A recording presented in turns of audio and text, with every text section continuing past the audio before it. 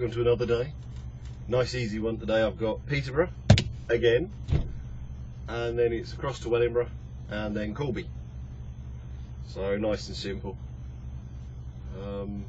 Shouldn't be too much of a bad day. I mean, it's sunny, relatively clear.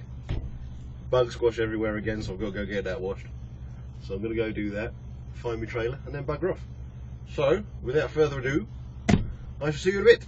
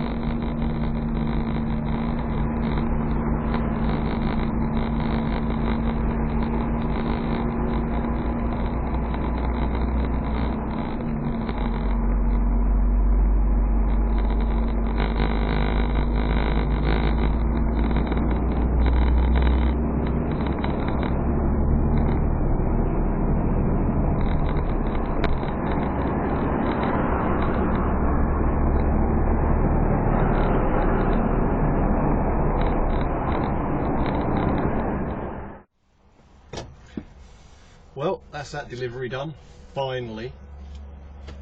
Just flick it onto brake, I suppose. I should do that by now.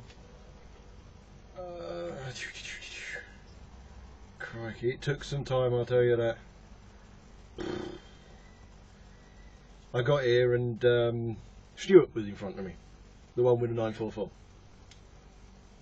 And they hadn't even started him yet. They were still trying to make room. So I've been here a good couple of hours. It's like, having a chat with Stuart whilst he was unloading. And the way things are looking, it will be this Monday. He's taken the day specifically. His daughter's back at school. His missus is working. So it's looking like Monday, but you can never tell. So hopefully I shall be able to introduce him on the Monday. Yes. How much fun. How much fun. Now, I keep getting asked questions. I'm going to answer them. And that is, how many breaks should I take in a 12-hour day? How long's a piece of string? Quite literally.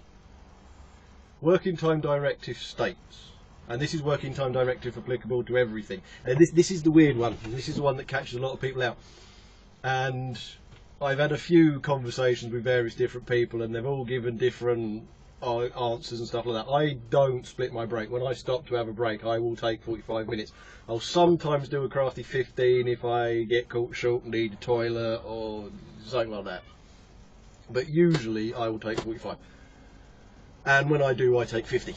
Because if you wait till it clicks to 45 and you move, it might only record, some of them will only record 44 minutes 59 seconds. Which is a pain, because it means you're infringed. So if you do stop for a break, always make sure there's at least 1 minute over the break you've stopped for. Now, Working Time Directive states that if you're working for 6 hours, it's a 15-minute break. If you're working between 6 and 9 hours, it's a 30-minute break. If you're working over 9 hours, it's 45. And that's Working Time Directive. Now, some people wrongly assume that you can have in trucking world, because the issue I've always had with hours legislation for drivers is that it is not the same as hours legislation for virtually everything else. And this is where people get confused, because if you're coming into the trucking industry, you weren't in it before. So you're used to the old rules. Now, I know that's a little bit like when George Bush turned around and said most of our imports come from other countries. Well, duh. But the thing is, if you work for a company or whatever, in 6 hours you have to show breaks totaling 30 minutes if you're working in the warehouse or if you're working stacking shelves or stuff like that. Lovely. So you could potentially take 2 15s. In trucking you can't. So don't think you can. In trucking, the rules are very simple. The first break must be a minimum of 15 minutes. The second break, a minimum of 30. Now, to reset your driving time and reset your working time at the same time, you do 45. Now, I do 50. But the minimum is 45, okay? So the 15-minute break in the trucking world, because it doesn't extend your working time. Now, I've researched this, I've looked into this, because some people say it does, some people say it doesn't. Then you get the little arguments and little chats about this and that, and well, what's the point in it if it doesn't do that? There is no point in the 15-minute break in trucking. None. Some people say, yeah, but if I take 15 now, I only have to take 30 a bit later on. Yeah. 15 plus 30 is what? 45. So you are losing 45 minutes of your day, whether you split it or whether you don't. The 15-minute break does not extend the working time to 9 hours. If you're working between 6 and 9, the legislation states a break of 30 minutes must be shown, or breaks adding up to 30 minutes must be shown. However, in trucking, the legislation is the first break a minimum of 15, the second break a minimum of 30. So you can't have two 15s. Now in a 12-hour period, how many breaks should you have? Are you going over 9 hours? Yes. So there needs to be a 45-minute in there. But how many driving hours could you do in 12? Well, what's your maximum that you can drive for in a day? 9. You can extend it to 10 hours worth of driving twice a week. So let's say you're going to do 10 hours of driving in a 12-hour day. Well, that's two 45-minute breaks. Let's say you're only going to do 4 hours of driving in a 12-hour day. You need a 45-minute break. I would suggest taking the 45-minute break on your 6 hours. However, if you're only going to do 4 hours worth of driving, chances are you're going to be sitting around somewhere, which is POA. Now, a lot of people don't use POA. They leave it on break. Fine. If that's what you want to do, you go right ahead. Me personally, I use POA. Take, for example, your curtains are open, they're unloading you, you're sitting in here doing sod all. POA. Well, you should leave it on break. Why? Why should I leave it on break? POA is pointless, isn't it? Am I taking a break? No, but you're sitting around doing nothing like you are on a break. Yeah, but am I taking a break? Am I parked up in a service area? Am I going to get my food? Am I doing what I want to do? No, I am sitting at a store being unloaded. So I'm going to bung it on POA so that later in the day I can take a righteous break and nobody can say anything. And then of course you've got companies that pay you off your card. And every minute of break recorded on your card, you're not paid for. Ooh, if you're in the habit of leaving it on break instead of POA, you're going to get severely reduced income.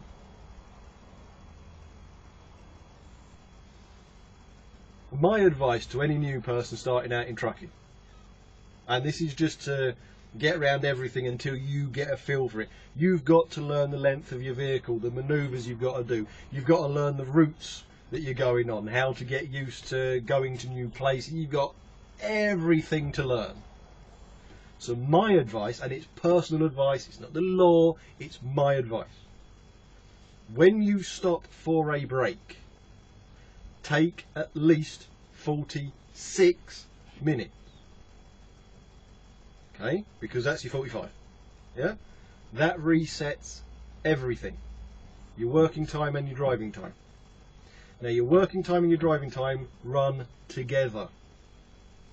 And whichever one you run out of first is the one you need to reset. Well, if you're on 4 hours driving time, but 5 hours 55 minutes of working time, what the point is taking a 30-minute break? What is the point of it? There is none. Take a 45. Done. And I will always suggest take at least 1 extra minute on that break, because that way you are guaranteed to have shown 45 minutes worth of break. If you want to split your breaks, go right ahead. You know, like I said, if I get caught short and I'm going somewhere and I have to pull into a services or whatever, I will leave it on break whilst I go and do whatever I have to do. Because then I've had 15. And then when I do end up stopping somewhere, I just leave it for 30, that's the 45. And if that's what you want to do, go right ahead. But do not use the 15 to extend your working time. I know there has been case in the past where I have said if you multi-drop, that's probably what you use the 15 for, but please understand I don't split my break like that. So this is just hearsay that I was using back then. But there have been a lot of people asking a lot of questions. There have been a lot of people saying, oh well this and oh well blah blah blah blah blah. So I've done some research. I've looked at all the legislation, everything. And the trucking world is different to, say, working in a store or a warehouse or wherever else. Wherever else you can have 2 15s. That totals your 30. You've done your 6. You've had your 30, so you can go to 9. Trucking, it does not do that. It's 15, then 30. You cannot do 15, then 15. And do not use 15 to extend past 6 hours. Like I said, my advice to new guys, and it will always be my advice, you don't have to take it, is take at least 46 minutes whenever you stop for a break, because then you've got another 4.5 hours driving, or whatever you've got left until your 9 or your 10 is reached, and however many hours you can go up to 6. So it does get confusing. You are used to the old legislation. You are used to the 15, then another 15, and then if you go over 9, 45, all that kind of stuff. You are used to that. But do not do that in the trucking industry. You will get endless supplies of infringements. To me personally, the trucking industry should not have a 15-minute. To be fair, what I personally think is the trucking industry should have one carpet rule for brakes, a minimum of 45 minutes. That's what I think. Because at 4.5 hours, you have to show 45 minutes of brake. At 6 hours, you need to show 30. But by the time you get to 6 hours, chances are you need to reset your driving time. So you're going to show 45 anyway. So get rid of the 15, get rid of the 30 and bring in the 45 only. You know, a minimum of 45. Because then that's it, it's done. Everyone's doing the same thing. And you are going to lose 45 minutes of your day whether you split or whether you don't. And if you split to reset your working time, the 30-minute break, to extend it to 9, then the next break you take has to be 30. So all of a sudden that's an hour's break instead of 45. So technically you are wasting 15 minutes of your day. So just take out all the crap and say when you stop for your break, whether it is working time based or whether it is driving time based, you take a minimum of 45 minutes. Done. Can't get an infringement then. It's not wasting any extra time. But that's my personal theory. Okay, that's not the legislation how it's written, but that's my personal theory. If anyone's curious about the legislation as it is written, after 4.5 hours worth of driving, a 45-minute break must have been shown. After 6 hours working time, a 30-minute break must have been shown. Up to 9 hours, then you have to show 45. So why not just take 45? I'm just saying, because you take 45 you can do another 6. I'm just saying. Your daily rest periods are 11 hours. You can reduce to 9 hours 3 times a week. That means that the maximum amount of hours you can work in a day is 13, but you can extend it to 15 3 times a week. How did you get those figures? Well, how long is a day? 24 hours. Okay. Take 11 away from 24, you get 13. Take 9 away from 24, you get 15. So if you can reduce your daily rest to 9 hours 3 times a week, you can only go to 15 hours 3 times a week. Done.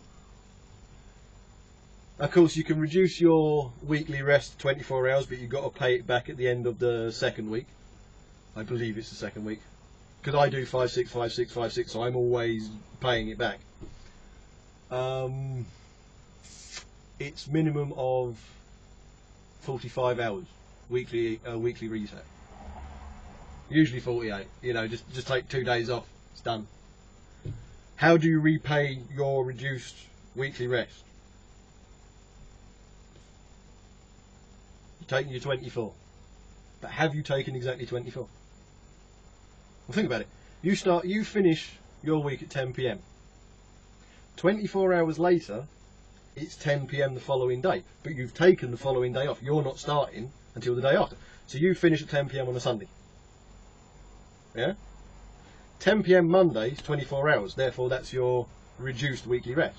But you're not starting until 10 AM Tuesday. Well, that's 36 hours. You need 45.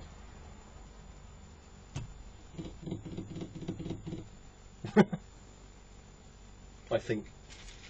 I might have got that round the wrong way. You know, I think I got that round the wrong way. You see, this is the thing that gets me with all this legislation.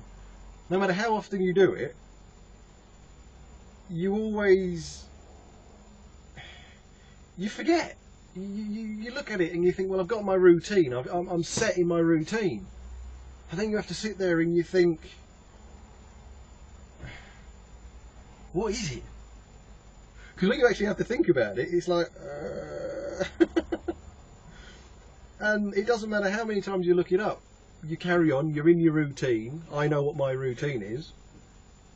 And if this loads, I'll find out. 9 hours a day, 56, 90 in 2 consecutive weeks, 11, yeah. An unbroken rest of 45. I was right, it was 45. I knew I was right, but you know that niggling voice in the back of your head. And you think, if I've said that wrong, someone's going to jump on me.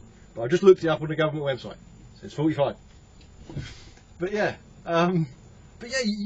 this is the thing with driving, and you have to watch out for it if you're an agency guy. Because you're an agency guy, you go here, you go there, you go all over the place. And then you get stuck in a decent contract, like I am in. And you're in all the time. And you've been there 6, 7 months, 8 months, however long, and it's just that contract. And then one day the agency need to put you somewhere else, and the place you usually in's a bit quiet, you know, it's a quiet time of year, so you go somewhere else. And you might be there for a week or two, and they run you differently. And you got into your routine, and all of a sudden you're like, oh, what was the rules? Yeah, I know it's this, I know it's that. But it's 45, okay? A weekly reset is 45 hours. Now, if you take 2 full days, you take all of Monday and you take all of Tuesday, that is 48 hours. So you've repaid 3 hours already. Now, if you take 1 day, chances are you're going to get something like 36. Okay, because you get your 24 plus your 12, for argument's sake. So you got 36. Well, now you only have to repay 9 the following week. Well, if you've already got 48 hours, you've repaid 3 of it, so you only need to find 6 hours. Well, again, finish on a Sunday at 10 PM, and then you don't start on the Wednesday until 10 AM. There you are. You've done it, haven't you? So that's how you end up repaying it. Some people, they follow the rules exactly, and they don't appear to have any time off, except once every 2 weeks or once every 3 weeks, because you've got to repay the hours at the end of the 3rd week. Sorry. And what they tend to do is they'll work nights for the 1 week, then they'll take 24 hours off and be straight back in the following night, same, you know, the morning. So they'll finish at like 6 AM in the morning, take 24 hours off, so it's 6 AM the following day, and they'll do days, and then they'll do it again, and then they'll repay. But all I do is I do 6 on, 2 off, 5 on, 1 off. And of course you're building up all your hours, because you're not taking exactly 24 unless you are running it to the letter of the legislation. And then you'll be doing nights 1 week, days the next, nights, your full reset and repayment, and so on and so forth, so on and so forth. I can't be asked. To be quite frank, I can't be asked. I get enough hours doing it the way I do it. I'm happy as a clam. But I just thought I'd cover the driver's hours things, and I proved a point. You know, I knew it was 45, but there's that niggling thing in the back of your head. There's that, it is 45. So why do you take 2 days? Because that's 48. I'm sure it's 45. But the easiest thing to do is what I did. Get Google up and go to the government page. Okay, the .gov.uk. Go to that page. That is the legislation. It's not been altered by somebody's interpretation. It is the legislation. That's the only thing I'll advise when you want to look it up. Make sure whatever page you go to has .gov.uk. Obviously, if you're in the UK. If you're in Canada, ignore me. Because we run totally different rules. But I'm getting asked quite a lot of questions about, well, how many breaks do I need in 12 hours? How many breaks do I need in this? What should I do in those situations? It depends on your particular situation at that time. Because you might need a 45 because you've done 4 hours 20 minutes of driving. Yeah, but at working time I only need 30. Yeah, but you need to reset your driving. Oh. Okay, well I'll reset my driving, that's 45. So it's... how many breaks depends on you. That's all there is to it. There isn't a specific guideline other than the law. There's no, oh well in 12 hours you need 145. You might need 2 45s. I don't know. All I will ever suggest to you guys is when you stop for your break, take at least 46 minutes and crack on. There you go. But anyway, I hope that's kind of cleared things up. And I hope it has proved the point about no matter how long you've been doing this, you can still go, hold on a minute, I've got that wrong. So just know where to look. Okay, government website for the rules. That's where you look. Nowhere else. But there we go. Anyway. Hopefully everybody saw the old Astra on the A1 northbound. I'm trundling along. He wants to pull out. Fair enough. He's going to pull out onto an A1. Onto the A1. I don't know why I said A1. Whatever. Onto the A1. So you're going to get up to speed. So I'll back off a bit. No indication and he's gone. And he hasn't gone any faster.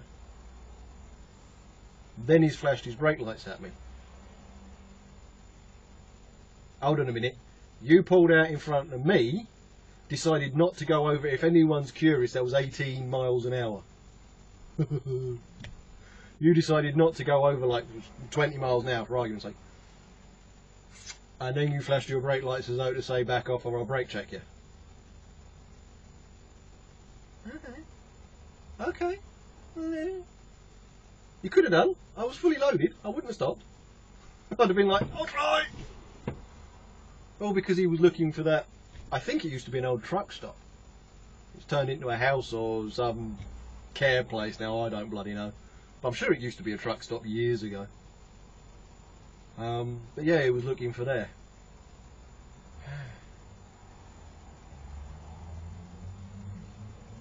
All the cars going past me. Yeah, I can pull out in the other lane. Of course I can. I'm fully loaded. I've had to slam on. I've had to come, you know, slow right down. I can't pull out into the right lane and get up to speed. I'm fully loaded. Are you looking at them and you're thinking, what? What's wrong with you? Are you doolally?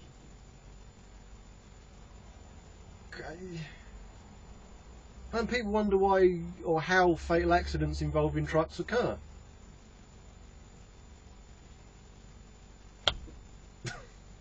You're like, okay, fair enough, I'll slow down, but now you're taking the mickey. Well, come on, hurry up. You're not indicating any intention of doing anything, and you're staying at 20.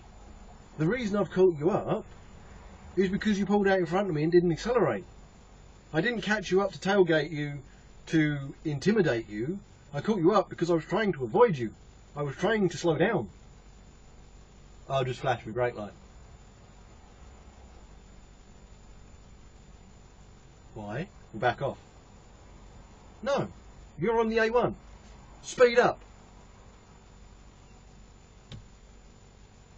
You get it all the time. That's one thing you'll get used to. It was bizarre. Well, we're looking for somewhere. Yeah, I know what that feels like. But I wouldn't do 20 miles an hour northbound on the A1. That's a bit silly.